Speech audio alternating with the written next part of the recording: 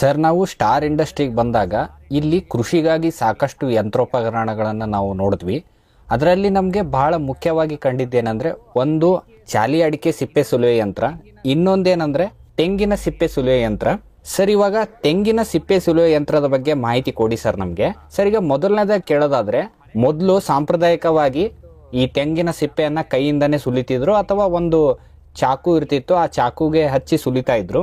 ಈ ರೀತಿ ಒಂದು ಯಂತ್ರ ಬರೋದಕ್ಕೆ ಮುಖ್ಯ ಕಾರಣ ಏನಾಗಿತ್ತು, ಅಥವಾ ನೀವು ಏನಕ್ಕೆ ಈ ಯಂತ್ರ ಮಾಡಕ್ ಹೋದ್ರಿ? Labour charge is manually doing it.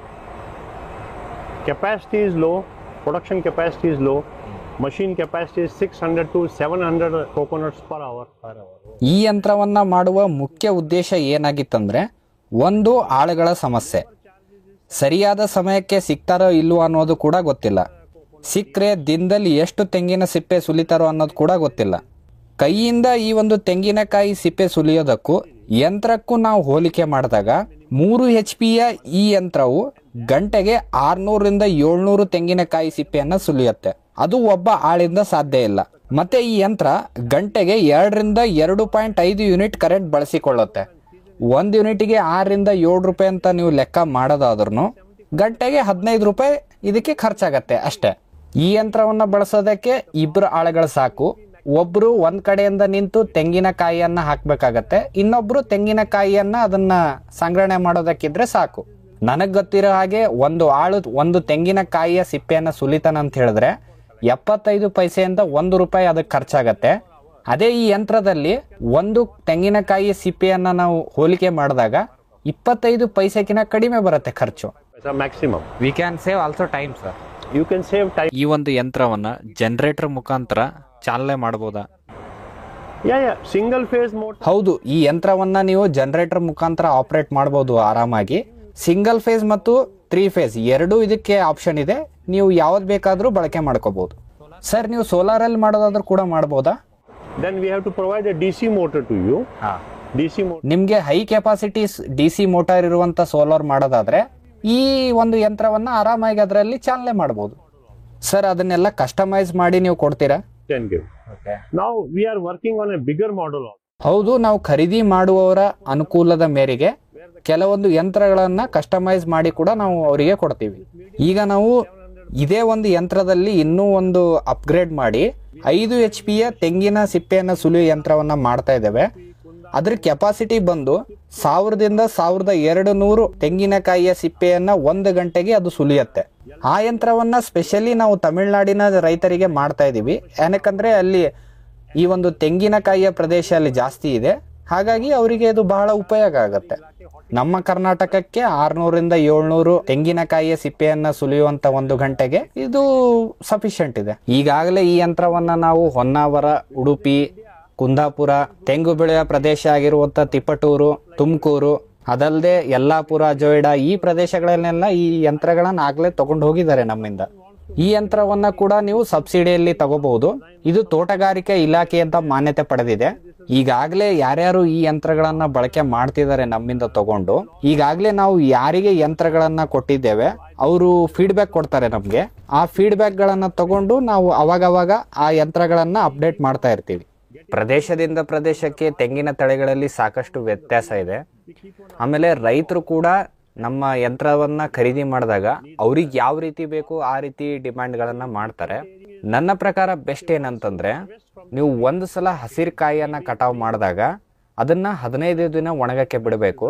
15 ದಿನದಿಂದ 110 ದಿನಗಳ ಮಧ್ಯೆ ಒಣಗಲಿಕ್ಕೆ ಬಿಟ್ಟಿರುವಂತಹ ಕಾಯಿಗಳನ್ನ ಈ ಒಂದು ಯಂತ್ರದಿಂದ ತೆಂಗಿನಕಾಯಿ ಸಿಪ್ಪೆಯನ್ನ ಸುಲಭವಾಗಿ ಸುಲಿಬಹುದು. ಸರಿ, ಈ ಯಂತ್ರದಲ್ಲಿ ನಾವು ಒಣಗಿದ ತೆಂಗಿನಕಾಯಿಗಳನ್ನು ಹಾಕೋದ್ರಿಂದ ಒಡೆಯುವ ಸಂಭವ ಏನಾದ್ರೂ ಇರುತ್ತಾ ಇದರಲ್ಲಿ? Because coconut is a natural product. ನಾನು ಆವಾಗಲೇ ಹೇಳಿದಾಗೆ ಪ್ರದೇಶದಿಂದ ಪ್ರದೇಶಕ್ಕೆ ತಳಿಗಳ ವ್ಯತ್ಯಾಸ ಆಗತ್ತೆ. ಆಮೇಲೆ ತೆಂಗಿನಕಾಯಿ ಗಾತ್ರ ಕೂಡ ವ್ಯತ್ಯಾಸ ಆಗತ್ತೆ. ಈಗ ಸ್ಪೆಷಲಿ ನಮ್ಮ ತೆಂಗಿನಕಾಯಿ ಬೆಳೆಯುವಂಥ ಸಾಂಪ್ರದಾಯಿಕ ಪ್ರದೇಶಗಳಾಗಿರುವ ತುಮಕೂರು, ತಿಪಟೂರು ಭಾಗದಲ್ಲೆಲ್ಲ ತುಂಬಾ ರೋಗ ಕೀಟಗಳ ಸಮಸ್ಯೆ ಅಂತೂ ಆ ಭಾಗದಲ್ಲಿ ಇದೆ. ಉತ್ತಮ ಗುಣಮಟ್ಟದ ತೆಂಗಿನಕಾಯಿಗಳನ್ನ ನಾವು ಈ ಯಂತ್ರದಲ್ಲಿ ಹಾಕಿ ಅದರ ಸಿಪ್ಪೆ ಸುಲಿದಾಗ ಒಡೆದೋಗುವ ಸಂಭವ ಬರೀ 2% ಅಂತ ಮಾತ್ರ ಹೇಳ್ಬೋದು. ಉದಾಹರಣೆಯಾಗಿ ನೀವು 100 ಉತ್ತಮ ಗುಣಮಟ್ಟದ ತೆಂಗಿನಕಾಯಿಯ ಸಿಪ್ಪೆಯನ್ನ ಈ ಯಂತ್ರದಲ್ಲಿ ಸುಲಿತೀನಿ ಅಂತ ಹೇಳಿದ್ರೆ 1 ಅಥವಾ 2 ಮಾತ್ರ ಒಡೆದೋಗೋ ಸಂಭವ ಇರುತ್ತೆ. ಸರ್, ತಳಿಗಳ ಅನುಗುಣವಾಗಿ ಈಗ ತೆಂಗಿನಕಾಯಿಗಳಲ್ಲಿ ಉದ್ದವಾದ ತೆಂಗಿನಕಾಯಿ ಬರುತ್ತೆ, ಗುಂಡ ತೆಂಗಿನಕಾಯಿ ಬರುತ್ತೆ, ಆಮೇಲೆ ಚಿಕ್ಕದಾದ ತೆಂಗಿನಕಾಯಿಗಳು ಕೂಡ ಇದರಲ್ಲಿ ಬರ್ತವೆ. ಆ ಎಲ್ಲಾ ರೀತಿಯ ತೆಂಗಿನಕಾಯಿಯ ಸಿಪ್ಪೆಯನ್ನ ಈ ಯಂತ್ರದಲ್ಲಿ ಹಾಕಿ ಸುಲಿಬಹುದಾ? Of springs. ಇದರಲ್ಲಿ ಒಂದು ಸ್ಪ್ರಿಂಗ್ ಅಡ್ಜಸ್ಟ್ಮೆಂಟ್ ಇದೆ. ದೊಡ್ಡ ಗಾತ್ರದ, ಮಧ್ಯಮ ಗಾತ್ರದ, ಚಿಕ್ಕ ಗಾತ್ರದ ಎಲ್ಲಾ ರೀತಿಯ ತೆಂಗಿನಕಾಯಿಯ ಸಿಪ್ಪೆಯನ್ನ ಈ ಯಂತ್ರದಲ್ಲಿ ಸುಲಿಬಹುದು. ಸರ್, ಈಗ ಸಾಂಪ್ರದಾಯಿಕ ಪ್ರದೇಶಗಳಲ್ಲಿ ತೆಂಗಿನಕಾಯಿಗೆ ನುಸಿ ಬಾಧೆ ಬಹಳ ಇದೆ. ಈಗ ಒಂದು ಸಲ ಒಂದು ಕಾಯಿಗೆ ನುಸಿ ಬಂತಂತ ಹೇಳಿದ್ರೆ ಅದು ತುಂಬಾ ಗಟ್ಟಿಯಾಗ್ಬಿಡತ್ತೆ ಅದ್ರ ಮೇಲಿನ ಸಿಪ್ಪೆ. ಅದನ್ನು ಕೂಡ ಇದರಲ್ಲಿ ಹಾಕಿ ಸುಲಿಬಹುದಾ? 100-110 days after harvesting. ನಾನು ಆವಾಗಲೇ ಹೇಳ್ದಂಗೆ ನೀವು ಒಂದು ಸಲ ತೆಂಗಿನಕಾಯಿಯನ್ನ ಕಟಾವು ಮಾಡಿದಾಗ 100ರಿಂದ 110 ದಿನಗಳ ದಾಟದ ಹಾಗೆ ನೋಡ್ಕೋಬೇಕು. 15ರಿಂದ 110 ದಿನಗಳ ಒಳಗೆ ನಾವೇನು ಕಟಾವು ಮಾಡಿ ಇಟ್ಟಿರ್ತೀವಲ್ವ ತೆಂಗಿನಕಾಯಿ, ಅದರ ಸಿಪ್ಪೆಯನ್ನು ಈ ಯಂತ್ರದಲ್ಲಿ ಆರಾಮವಾಗಿ ಸುಲಿಬಹುದು. ನಮ್ಮ ಭಾರತೀಯ ಸಂಸ್ಕೃತಿಯಲ್ಲಿ ನಾವು ತೆಂಗಿನಕಾಯಿಗಳನ್ನು ಜಾಸ್ತಿ ಪೂಜೆಗೋಸ್ಕರ ಖರೀದಿ ಮಾಡ್ತೇವೆ. ಕಳಶದಲ್ಲಿಟ್ಟು ಪೂಜೆ ಮಾಡೋದು ನಿಮ್ಮೆಲ್ಲರಿಗೂ ಗೊತ್ತು. ನಾವು ಈ ಚಂಡಿಕೆ ಅಥವಾ ಜುಟ್ಟ ಅಂತ ಏನು ಹೇಳ್ತೀವಿ ಅದು ಬೇಕೇ ಬೇಕು. ಈ ನಮ್ಮ ಯಂತ್ರದ ಸ್ಪೆಷಾಲಿಟಿನೇ ಅದು. ಈ ಚಂಡಿಕೆನ ಬಿಟ್ಟು ಬೇರೆಲ್ಲ ಭಾಗದ ತೆಂಗಿನ ಸಿಪ್ಪೆಯನ್ನ ಸುಲಿಯುತ್ತೆ. ಈ ಜುಟ್ಟು ಅಥವಾ ಚಂಡಿಕೆಯನ್ನ ಅಂತ ಏನು ಹೇಳ್ತೀವಿ ಅದನ್ನು ಕೂಡ ಈ ಯಂತ್ರದಿಂದ ತೆಗಿಬಹುದು. ಅದನ್ನ ಅಡ್ಜಸ್ಟ್ಮೆಂಟ್ ಮಾಡಬೇಕಾಗತ್ತೆ. ಯಾರಾದರೂ ರೈತರಿಗೆ ಈ ಜುಟ್ಟು ಬೇಡ, ನಮಗೆ ಬರೀ ತೆಂಗಿನಕಾಯಿ ಮಾತ್ರ ಬೇಕಂದ್ರೆ ಅವರಿಗೆ ಇದನ್ನ ಕಸ್ಟಮೈಸ್ ಮಾಡಿ ಕೂಡ ಕೊಡ್ತೀವಿ. ತೆಂಗಿನಕಾಯಿಯ ಸಿಪ್ಪೆಯನ್ನು ಸುಲಿಲಿಕ್ಕೆ ಈ ಯಂತ್ರದಲ್ಲಿ ನಾವು ಬ್ಲೇಡ್ಗಳನ್ನು ಬಳಸ್ತಾ ಇದ್ದೀವಿ. ಆ ಬ್ಲೇಡ್ ಏನು ಮಾಡತ್ತಂದ್ರೆ ತೆಂಗಿನಕಾಯಿಯ ಮೇಲಿನ ಸಿಪ್ಪೆಯನ್ನು ಸಂಪೂರ್ಣವಾಗಿ ತೆಗೆದುಹಾಕತ್ತೆ. ಈ ಯಂತ್ರವನ್ನ ಬಳಸ್ತಾ ಹೋದಂಗೆ ಇದರಲ್ಲಿರುವ ಬ್ಲೇಡ್ಗಳು ಮಂಡಾಗ್ತಾ ಹೋಗುತ್ತೆ. ಆ ರೀತಿ ಮಂಡಾಗಿರುವ ಬ್ಲೇಡ್ಗಳಿಂದ ನಾವು ತೆಂಗಿನಕಾಯಿಯನ್ನು ಸಿಪ್ಪೆ ಸುಲಿದಾಗ ಆ ತೆಂಗಿನಕಾಯಿ ಮೇಲೆ ಒಂದು ಲೇಯರ್ ಉಳಿದುಕೊಳ್ಳುವ ಸಂಭವ ಇರುತ್ತೆ. ಅದು ನಮಗೆ ಬಹಳ ಉಪಯೋಗ.